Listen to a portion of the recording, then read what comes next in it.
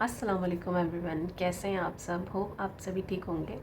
तो कल तो मैं वीडियो अपलोड नहीं कर पाई थी। कल मेरे पास किसी का मैसेज आया था, तो उन्होंने अपनी प्रॉब्लम लिखी थी। उनकी प्रॉब्लम ये थी कि अभी उनकी शादी को 2 से 3 साल हो चुके हैं। तो 2 से 3 साल में अभी अभी उन्हें रिसेंटली बेबी हुआ है।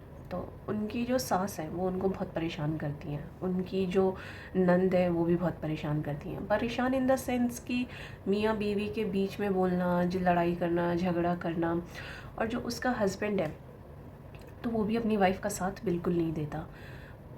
लड़की के नंद के अभी अभी क्योंकि उनको बेबी हुआ है, तो उस लड़की की नंद के अकॉर्डिंग और उसकी सास के अकॉर्डिंग सारा काम, बच्चे को देखना, घर का काम करना, सबकी जिम्मेदारी सिर्फ लड़की की ही है।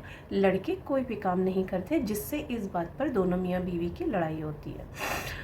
तो वो मेरे जिनका मैसेज मेरे पास आया, तो वो कह रही थी, मुझसे पूछ रही थी कि मैं क्या करूं, मतलब उसको कुछ समझ नहीं आ रहा। उनके हस्बैंड के बारे में उन्होंने बताया, तो उनके हस्बैंड के बारे में उनका एक प्रॉब्लम ये है कि अभी थोड़े इमेच्योर हैं, बात नहीं, मतलब मियाँ बीवी के बीच की बात को जाके अलग बता देते हैं, बहन को बता देते हैं, अपनी मम्मी को बता देते हैं, जो कि बिल्कुल गलत है। ऐसा नहीं करना चाहिए।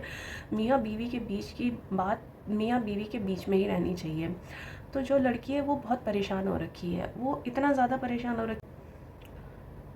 इस चीज़ में मैं अपनी ओपिनियन देना चाहूँगी कि यार, जब कोई दूसरे घर की लड़की आपके घर में आती है ना, तो उसको टाइम दो, उसको एडजस्ट होने का टाइम दो। एक लड़की को टाइम चाहिए होता है। अगर एक लड़की आपकी पूरी फैमिली के लिए बहुत कुछ कर रही है, अपना हर एक ख्वाब को सेक्रीफाइस कर रही है, तो कुछ चीज़ें आपकी भी बनती है कि आप भी उसको समझो। वो अगर कोई लड़की आपके घर में आई है, तो वो अपना पूरी ज़िंदगी का जो उसका लाइफस्टाइल रहा है, वो अब आपके घर में आकर चेंज होगा। तो वो चेंजेस को एक्सेप्ट करने के लिए उसको थोड़ा सा टाइम दो, ठीक है? थोड़ा सा टाइम दो, आप भी समझो उसको। कुछ चीज़ें आप उसकी ग्रैब करो, कुछ चीज़ें आप उसकी एक्सेप्ट करो, कुछ वो आपकी एक्सेप्ट करे, तो पता है घर बनता है। ऐसे ऐसे ना लड़की ना ट्रॉमा में रहती है, हमेशा हमेशा ट्रॉमा में रहती है। और प्लीज़ नंद लोग, आपसे हाथ जोड़ के विनती है मेरी कि प्लीज़ आप लोग अपने घर पर ध्यान दें, बजाय किसी दूसरे के घर के। अगर आपको पता है आपकी भाभी अच्छी हैं, आपकी भाभी आपकी मम्मी के लिए कर रही हैं, आपकी भाभी आपके भाई के लिए कर रही है, आपकी भाभी आपके लिए कर रही हैं, तो प्लीज़ उनको उनके हिसाब से ही छोड़ दो। कुछ टाइम लगता है, हर लड़की को कुछ टाइम लगता है। आप भी किसी के घर गए होंगे तो आपको भी टाइम लगा होगा, तो ऐसे अंडरस्टैंड कर सकते हो आप। तो प्लीज़ ये सब मत करो। अब ये सब पुरानी बातें थी कि नंद बहुत ख़तरनाक होती थी, सास बहुत ख़तरनाक होती थी, इसको पुराने ज़माने में ही छोड़ दो। कुछ तो आप अपने में चेंजेस लाओ, कुछ तो आप अपने में तब्दीली लाओ। एक लड़की को ट्रॉमा में मत डालो। आपको पता है, ज़रूरी नहीं है कि जो फिज़िकल टॉर्चर होता है वो ही टॉर्चर होता है। यहाँ का टॉर्चर सबसे ख़तरनाक होता है। प्लीज़ मत करो, किसी लड़की के साथ मत करो।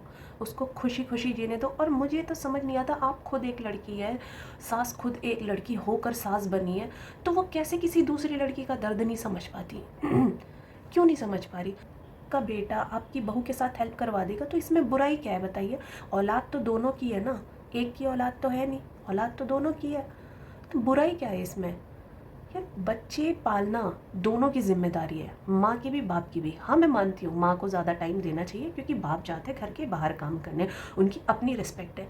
लेकिन कहीं कहीं पे म्यूचुअल अंडरस्टैंडिंग होनी चाहिए। ये नहीं होना चाहिए दिमाग में कि ये काम सिर्फ लड़की का ही है, ये काम सिर्फ लड़की का ही, ये काम लड़की ही करेगी। ऐसा मत सोचो। तो मेरी मशवरा यही रहेगा कि प्लीज़ आप अपनी ज़िंदगी में, नंदों की बात करूँ, प्लीज़ आप अपनी ज़िंदगी में खुश खुश रहो।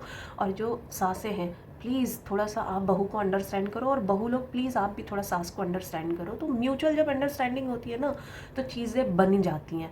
लेकिन जब जब म्यूचुअल अंडरस्टैंडिंग नहीं होती ना, सास को लगता है कि वो, अगर सास को ये लगेगा कि मैं अपनी बहू को कब्ज़े में कर लूँ, अपने कंट्रोल में कर लूँ, मत करो, मत करो। ये नहीं चाहती कोई भी लड़कियां कब्जे में, कंट्रोल में रहना। और मैं ये भी नहीं कह रही कि कोई लड़की ओवर बाहर निकल रही है, ये कर रही है, वो कर रही है, वो भी नहीं होना चाहिए। लड़कियों को भी नहीं होना चाहिए।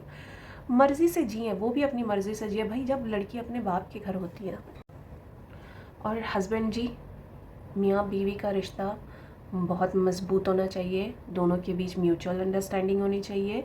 और प्लीज़ सारी बात आप दोनों के आपस के बीच की माँ और बहनों या बाप भाई किसी को नहीं पता होना चाहिए। जो बात आपके और आपके बीवी के बीच में है वो किसी तीसरे को नहीं पता होना चाहिए, ठीक है। तो जब आप किसी तीसरे को नहीं बताते हो ना, तो वहीं होती है लड़ाई ख़त्म। फिर लड़ाई शुरू नहीं होती है। जब कोई भी बात आप दोनों के बीच की कोई भी बात तीसरे को जाएगी, वहाँ से होती है लड़ाई शुरू, ठीक है। तो ये काम मत करो, म्यूचुअल अंडरस्टैंडिंग करो। कभी लड़की झुक जाए, कभी लड़का झुक जाए। तो मेरी राय यही है, बाकी और बोलने का मैं बहुत बोल सकती हूँ इस टॉपिक पर। चलिए, तब तक मिलते हैं हम लोग नेक्स्ट वीडियो में। तब तक के लिए अल्लाह हाफिज़, बाय बाय, टेक केयर। और आप लोग भी प्लीज़ कमेंट किया कीजिए, मुझे अच्छा लगेगा। आप लोग भी अपनी राय मशवरा देंगे। जो भी लोग देखते हैं प्लीज़ थोड़ा सा एंड तक देख लिया कीजिए, क्योंकि मैं स्पीड भी बढ़ा देती हूँ ताकि कोई बोर ना हो। तो एंड तक देख लिया करें।